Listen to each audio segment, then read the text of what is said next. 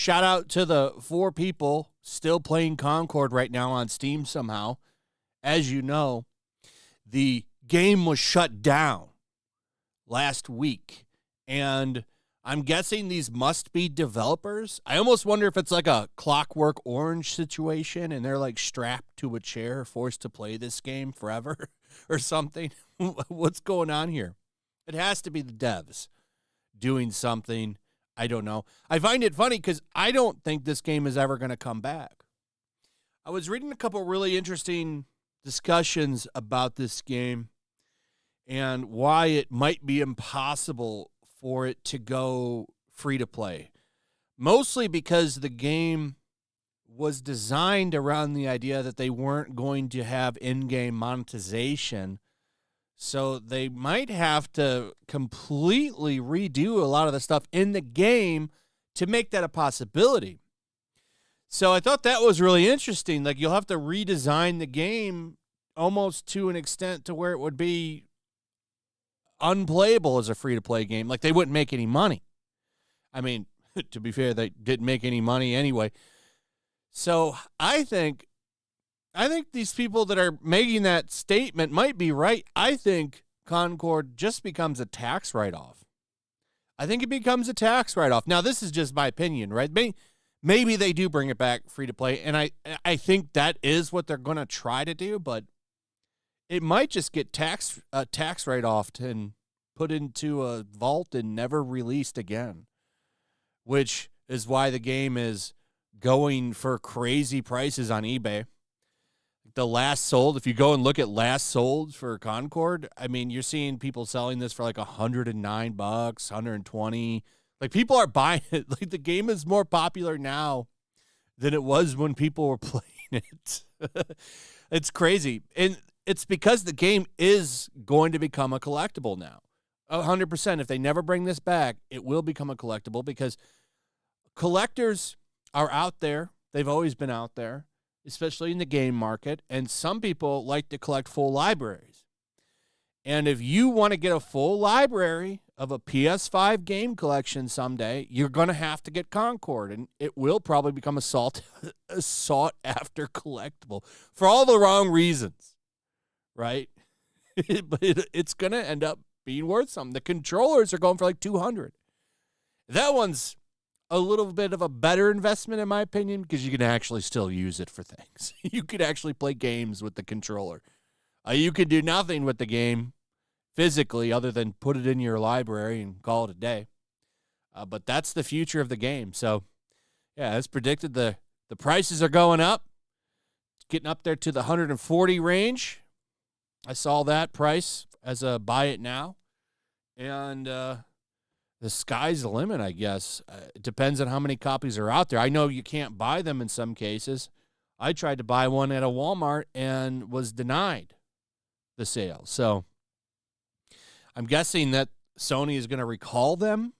And then what happens to them is interesting. I wonder, will they end up in a landfill like E.T. did? Who knows? But I think if they want to pursue losses or some kind of tax write-off, they have to. So I'm not an expert in that stuff, so I'm not sure. But it's still interesting to see this stuff happen because I don't think I've ever seen this happen before. We've never, at least I haven't, unless there's some other case out there where a game was pulled 13 days after its launch and refunded.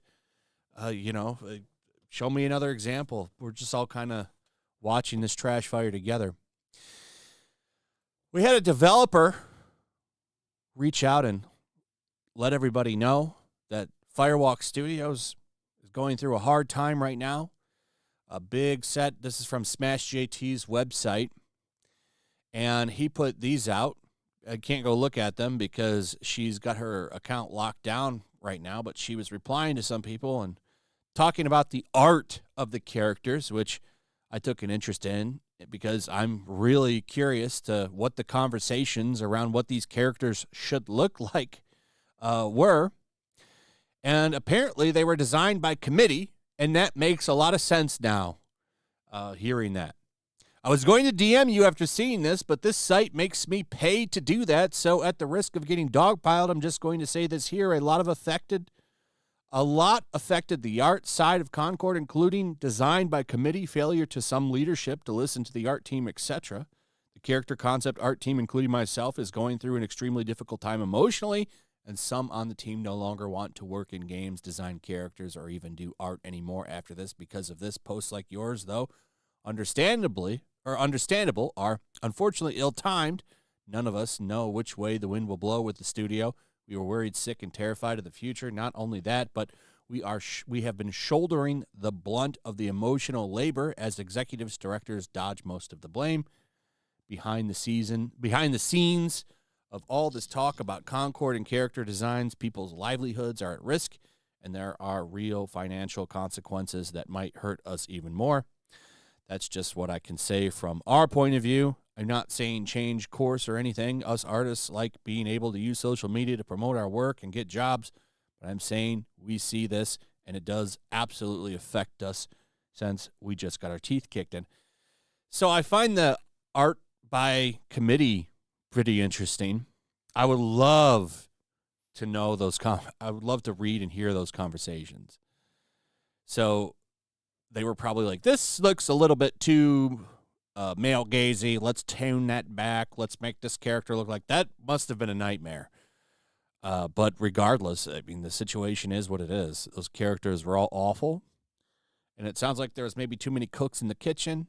I don't know. I think the story behind this game will get a documentary someday, probably. And that will probably do well because the story behind the game is way more entertaining and interesting than the game itself. But people do want the game to come back. There's a petition out there, apparently, that nearly 2,000 people have signed. More people than actually the number of people that played the game have signed this petition, showing that they're probably just doing this to own the chuds. But this article also goes over some of that free-to-play stuff, and yeah, I don't think this game is coming back.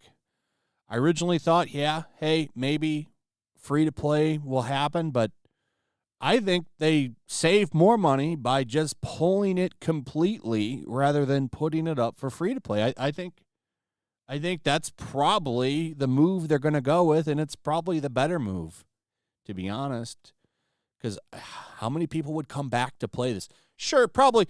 I would imagine if it did launch as free-to-play, it probably would see bigger numbers than it's gotten in the past, including the previous open beta, out of pure curiosity of the shit show and what the game is. But would that lead to lasting sales?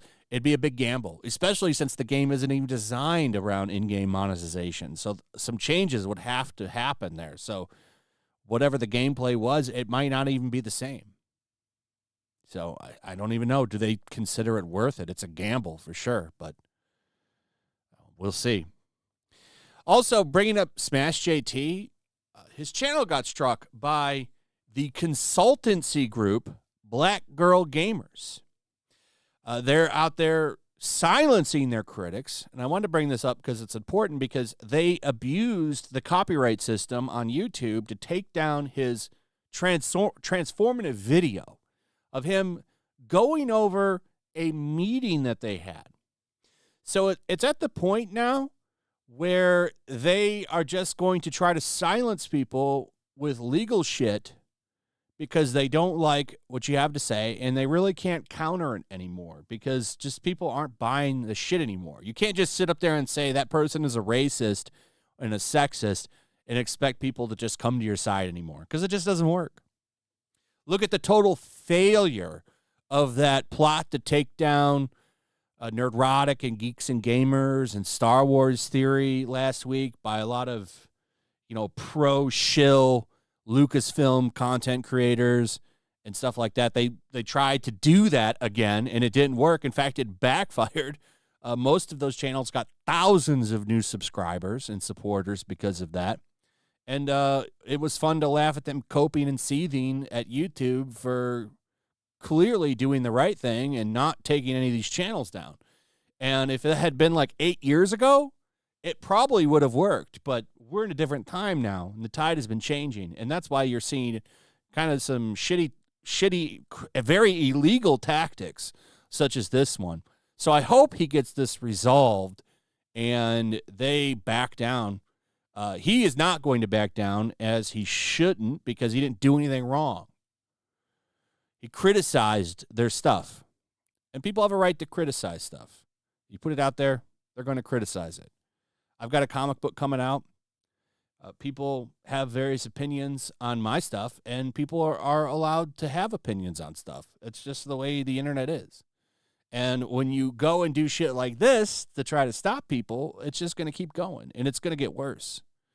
So hopefully Smash JT gets out of this. Looks like Sweet Baby Inc. was a part of this.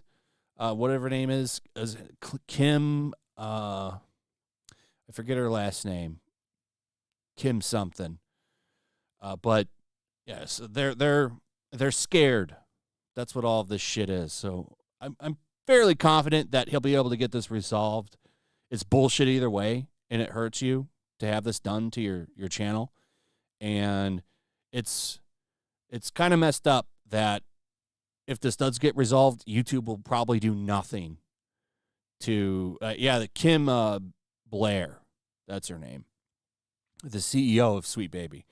YouTube will do nothing to the BlackGirlGamers channel for misusing their copyright system. They won't do anything about it, which is bullshit. Just like they're not doing anything about Star Wars Explained, trying to demonetize Star Wars Theory, Nerdrotic, and Geeks and Gamers. They will do nothing to them either.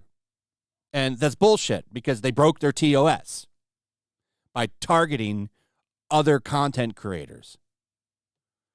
So, anyway, that's my 2 cents. Interesting stuff going on with Concord, petitions, and the devs are reaching out. I imagine we should know more by the end of the year because, like I said, somebody's going to make a documentary on this, and more than likely, I'm sure a lot of the developers will talk to them. So, more to come, I'm sure. Anyway, that's pretty much it. Let me know what you guys think about all this in the comments. Also, if you would, please like, subscribe, share the video. Make sure you're still subscribed. Hit that notification bell. We'll see you on the next one. Peace.